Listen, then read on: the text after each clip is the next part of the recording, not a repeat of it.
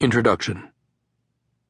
In the fall of 1986, just out of college, I set out to hitchhike across the northwestern part of the United States. I'd hardly ever been west of the Hudson River, and in my mind what waited for me out in Dakota and Wyoming and Montana was not only the real America but the real me as well. I'd grown up in a Boston suburb where people's homes were set behind deep hedges or protected by huge yards, and neighbors hardly knew each other. And they didn't need to. Nothing ever happened in my town that required anything close to a collective effort. Anything bad that happened was taken care of by the police, or the fire department, or at the very least the town maintenance crews. I worked for them one summer. I remember shoveling a little too hard one day, and the foreman telling me to slow down because, as he said, some of us have to get through a lifetime of this. The sheer predictability of life in an American suburb left me hoping somewhat irresponsibly for a hurricane or a tornado or something that would require us all to band together to survive. Something that would make us feel like a tribe.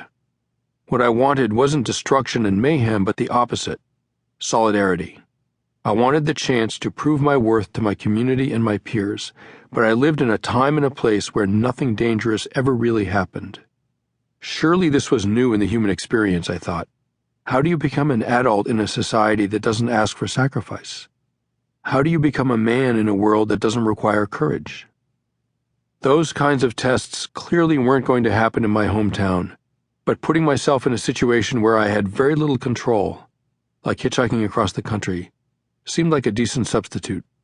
That's how I wound up outside Gillette, Wyoming one morning in late October 1986, with my pack leaned against the guardrail and an interstate map in my back pocket. Semis rattled over the bridge spacers and hurtled on toward the Rockies 100 miles away. Pickup trucks passed with men in them who turned to stare as they went by.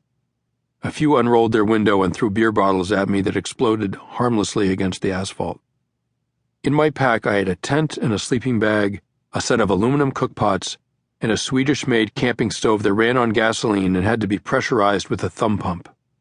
That and a week's worth of food was all I had with me outside Gillette, Wyoming, that morning when I saw a man walking toward me up the on-ramp from town.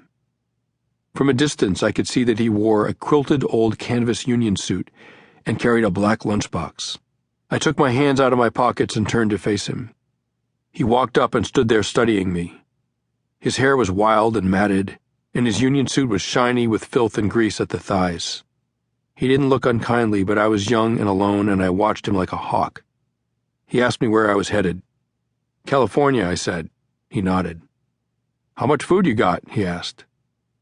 I thought about this.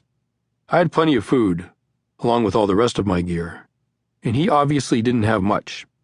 I'd give food to anyone who said he was hungry, but I didn't want to get robbed, and that's what seemed was about to happen. Oh, I just got a little cheese, I lied. I stood there, ready, but he just shook his head. You can't get to California on just a little cheese, he said. You need more than that. The man said that he lived in a broken-down car and that every morning he walked 3 miles to a coal mine outside of town to see if they needed fill-in work. Some days they did, some days they didn't. And this was one of the days that they didn't. So I won't be needing this, he said, opening his black lunchbox. I saw you from town and just wanted to make sure you were okay. The lunchbox contained a bologna sandwich, an apple, and a bag of potato chips. The food had probably come from a local church. I had no choice but to take it. I thanked him and put the food in my pack for later and wished him luck. Then he turned and made his way back down the on-ramp toward Gillette. I thought about that man for the rest of my trip. I thought about him for the rest of my life. He'd been generous, yes, but lots of people are generous. What made him different was that he'd taken responsibility for me.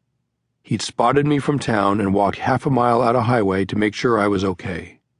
Robert Frost famously wrote that home is the place where, when you have to go there, they have to take you in.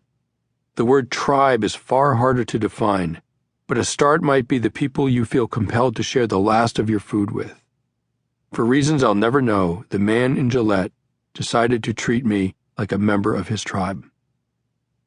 This book is about why that sentiment is such a rare and precious thing in modern society, and how the lack of it has affected us all. It's about what we can learn from tribal societies about loyalty and belonging and the eternal human quest for meaning.